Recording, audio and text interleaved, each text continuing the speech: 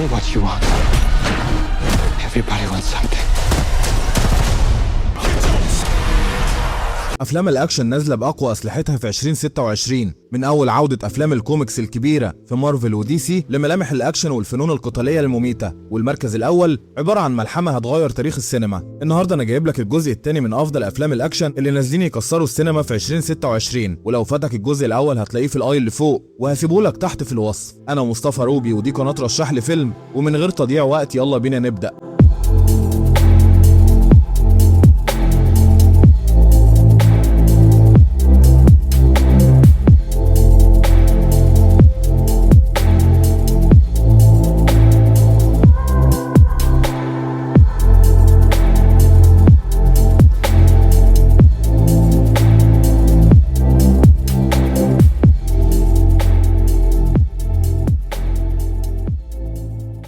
رقم 10 موتور سيتي. في الشوارع الخطيرة والميتة لمدينة ديترويت في السبعينات، راجل عادي بيخسر كل حاجة في حياته بعد ما بيلبسه راجل عصابات ما بيعرفش الرحمة في قضية ملوش ذنب فيها. بيدخل السجن وهو مظلوم، بس أول ما بيخرج بيرجع وما عندوش غير هدف واحد بس، الانتقام. المرة دي هو راجع عشان ياخد كل حاجة اتسرقت منه بالدم وتكسير العظم. الأجواء السبعيناتي مع أكشن زمان هتعمل خلطة ممتعة جدا.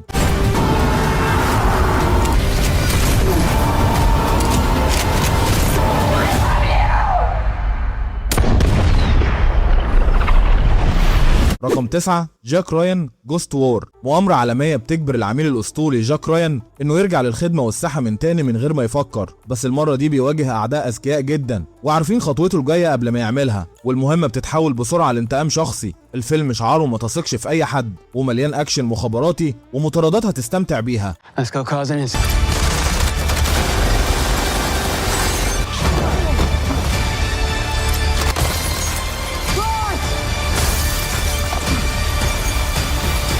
رقم 8 ليجند اوف ذا وايت دراجون. بعد معركة دموية مدمرة بتسيب المدينة كلها عبارة عن خرابة، الأبطال اللي حموا المدينة بيتحولوا فجأة في نظر الناس هم المسؤولين عن الدمار ده، وبيبقوا مطاردين ومحرومين من ألقابهم ومجبرين يعيشوا وينجوا بحياتهم في عالم اتقلب ضدهم بنسبة 180 درجة. بس في وسط الضلمة دي في أسطورة قديمة ومنسية ممكن تصحى وتظهر من تاني، لأن الروح القتالية لسه قوية وما ماتتش. فيلم أكشن بطابع فانتازي كبير. Spirit to fight is still strong. You have to let it go. No! Where is Eric Reed? All you can do is show up now.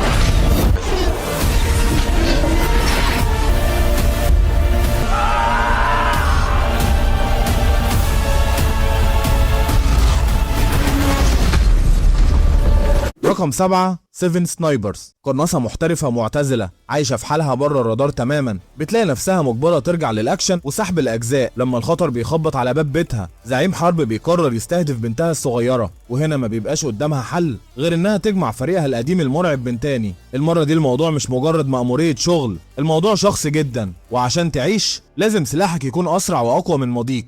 All ex-military, good to go. One of us is something that happened a long time ago.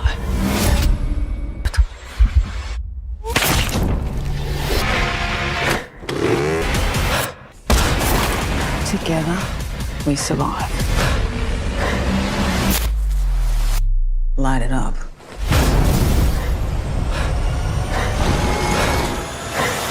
رقم 6 ميوتني. الفيلم بيحكي عن كول ريد، راجل شغال حارس شخصي لملياردير كبير، بس الملياردير ده بيتقتل قدام عينيه فجأة، بتتلفق له التهمة وبيبقى مجبر يهرب من الشرطة وكل الأجهزة الأمنية اللي بتطارده في كل حتة، وفي نفس الوقت لازم يسبق الزمن ويكشف مؤامرة دولية خطيرة قبل ما الوقت يهرب منه ويجيبوه. الأكشن هنا سريع ومبني على الهروب الذكي والمواجهات البدنية السريعة اللي متعودين عليها من جيسون ستاثام.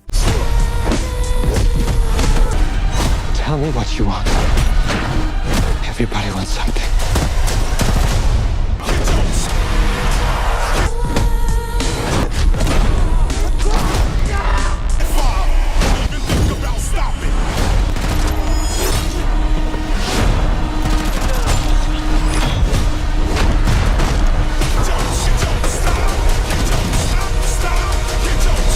رقم 5 The Hunger Games Sunrise on the Reaping. الفيلم ده بتدور احداثه قبل 24 سنه كامله من قصه كاتنيس ايفردين اللي كلنا عارفينها. القصه بتبدا في صباح يوم العاب الجوع ال50، اليوم اللي بيتم فيه اختيار هيميتش ابرناسي وهو لسه شاب صغير عشان يدخل يقاتل ويحارب من اجل البقاء. الفيلم بيوريك ازاي هيميتش بقى الشخص السوداوي اللي شفناه زمان وسط اجواء اكشن وبقاء وحبس انفاس. Stop the games.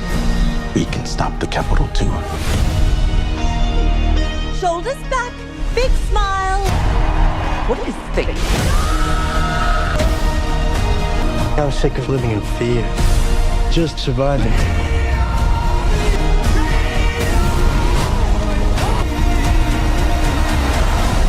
رقم 4 ستريت فايتر. الاسطوره ري وكين بيلاقوا نفسهم مجبرين يرجعوا لساحه المعركه والقتال من تاني لما تشون لي بتستدعيهم وتضمهم لبطوله وورلد وورير الدمويه العنيفه. بس ورا البطوله دي في مؤامره مخفيه بتجبرهم انهم يواجهوا بعض ويواجهوا الشياطين والكوابيس اللي في ماضيهم. لعشاق الالعاب والاكشن الصافي الفيلم ده فيه كميه ضرب وتكسير عظم مش طبيعيه. You're not a warrior anymore, you're a sideshow.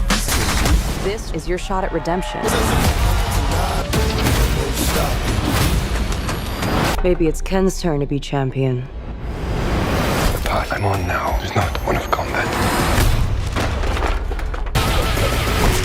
Bitch, please.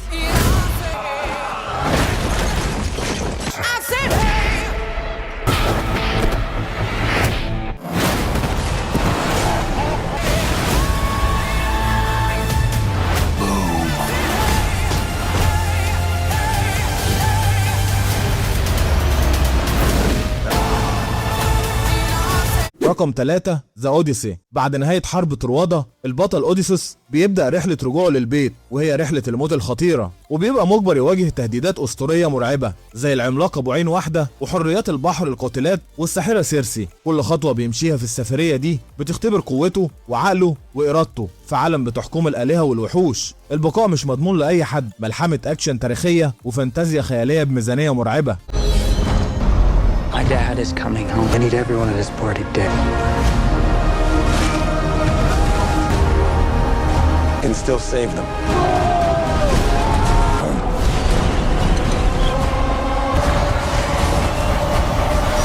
رقم 2 افنجرز دومسداي. الفيلم الخامس في سلسلة افنجرز والعمل رقم 39 في عالم مارفل السينمائي. الفيلم ده من اخراج الاخين روسو بتوع اند جيم، وده الحدث الاضخم في المرحلة السادسة اللي هيفك العنان للفوضى الكاملة في المالتيفيرس او العوالم الموازية. ابطال الارض الخارقين هيتجمعوا تاني عشان يواجهوا اكبر واشرس تهديد مر عليهم في التاريخ، وطبعا بظهور روبرت داوني جونيور في دور دكتور دوم. الفيلم ده هيكسر البوكس اوفيس حرفيا.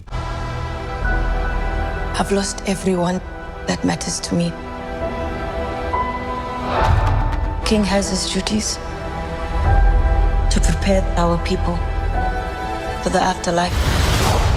Then, Yancey Street between Broome and Grand.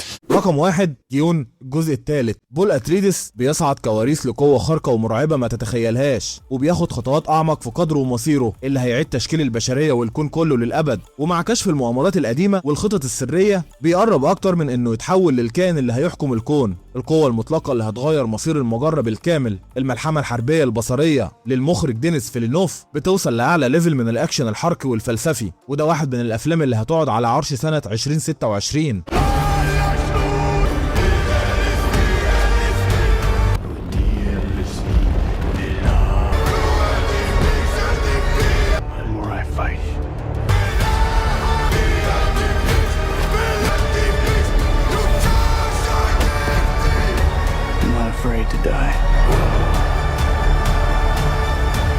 ودي كانت نهاية الفيديو لأفضل أفلام الأكشن اللي هتنزل سنة 2026. قولي في التعليقات إيه أكتر فيلم مستنيه وهتحجز له تذكرة، ولو عجبك الفيديو ما تنساش تعمل لايك واشترك في القناة لو بتحب النوع ده من الفيديوهات عشان يوصلك كل جديد عن عالم السينما والأفلام. أشوفكوا على خير.